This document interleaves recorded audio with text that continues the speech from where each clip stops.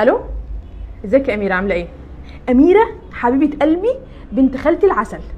بصي بقى يا اميره، انت سيبي اللي في ايدك كله وتركزي معايا دلوقتي. انا دلوقتي يا اميره كنت رايحه اصلي في امان الله، لقيت خالتك بتنادي عليا، جايبه لي شويه حاجات في الجهاز وعايزاني اتفرج عليها. لا هو ده ما فيهوش مشكله، المشكله مش في الحاجه، المشكله ان انا اصلا قلت لها انا وفتحي متفقين ان احنا هنعيش حياه المينيماليزم. خلاص احنا هنجيب فوطه، فوطتين، بطانيه، ملايه، وخلاص بقى الكركبه دي خلاص، الكلام ده كان زمان. خلاص دلوقتي احنا في عصر مختلف. قلت لها يا ماما we are different we are open minded. طبعا هي مش مقتنعه باللي انا بقوله، فانا بكلمك عشان يمكن تقفي جنبي. قوم ايه بقى قامت قالت لي لا دي اصلا خالتك ناويه تجيب لاميره، تجيب لها كام؟ 150 ملايه. اميره انت تجيب 150 ملايه يا اميره؟